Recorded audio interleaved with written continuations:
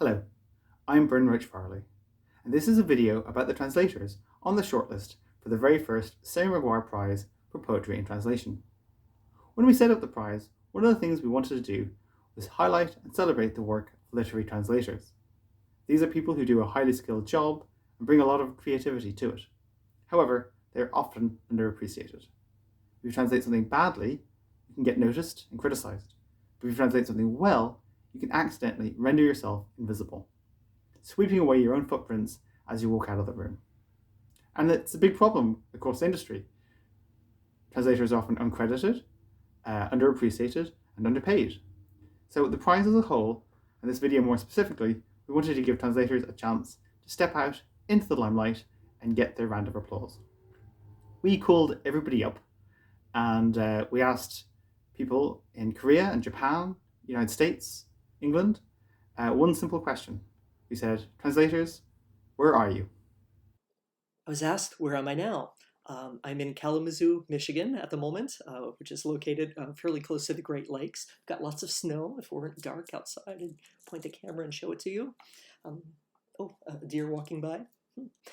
I'm a professor at Arizona State University, which is in Phoenix and Tempe, Arizona.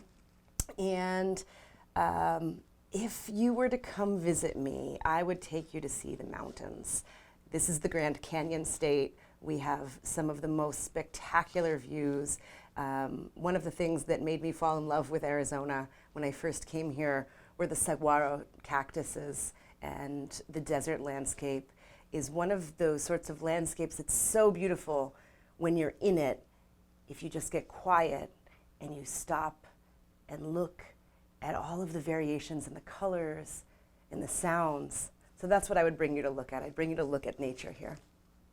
I live in Tottenham, and Tottenham is multiracial, and we have people from everywhere. You hear Swahili and Turkish and French on the streets. So one thing I could definitely do would be to take you to a restaurant, which could be Polish, could be Italian, could be Turkish, could be Colombian, so it's a very multivarious suburb on the edges of London.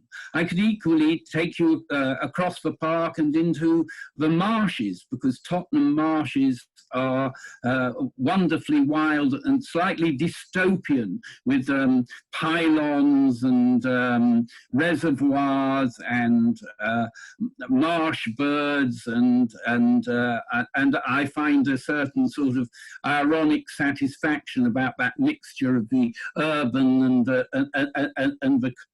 and countryside, which you get in that sort of outskirts of London. As I said, I live in Santa Cruz, California.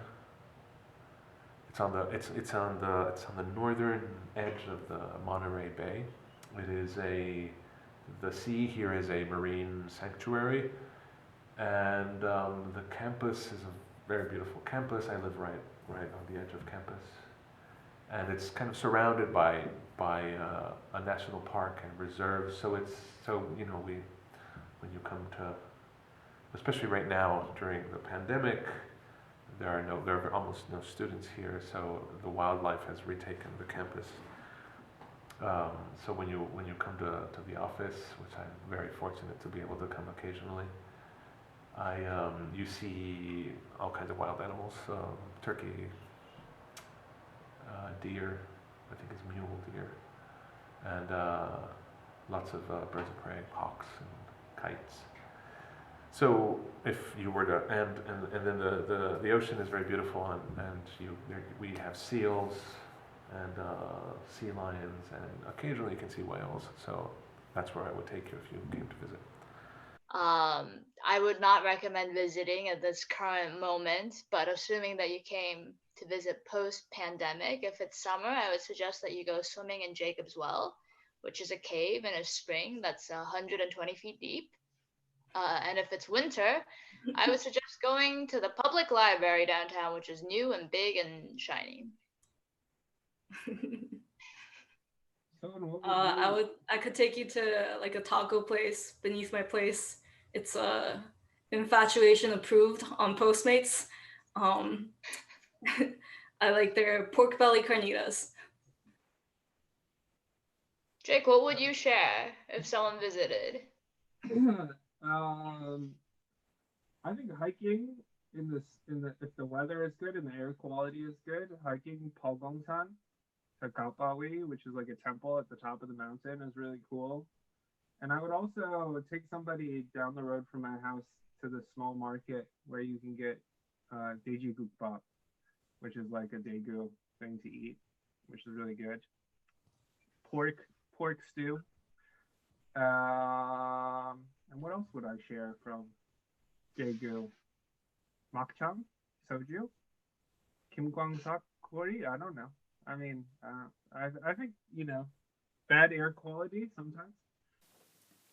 If you came to see me here, I would take you to Scott's View.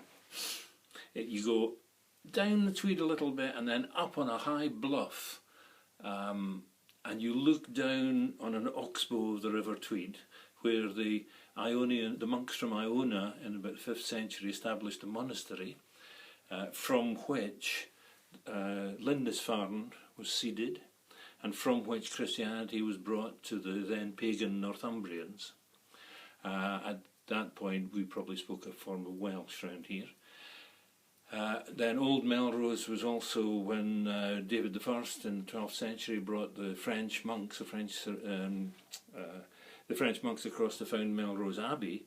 They found the site too narrow and moved it to where we now have a 12th century abbey, well, a 12th century foundation, one of the loveliest buildings in Europe. So I would take you up to Scott's View and look out over that oxbow across the valley of the Tweed to the Eildon Hills, the Magic Hills, where Thomas the Rhymer was taken into Elfland, where King Arthur and all his knights lie waiting for the summons. It's Magic Hill. And you can see the Vale of Melrose. Then I would take you to see Melrose Abbey. The sandstone, or the Melrose stone, is everything from honey-coloured through to rose-pink.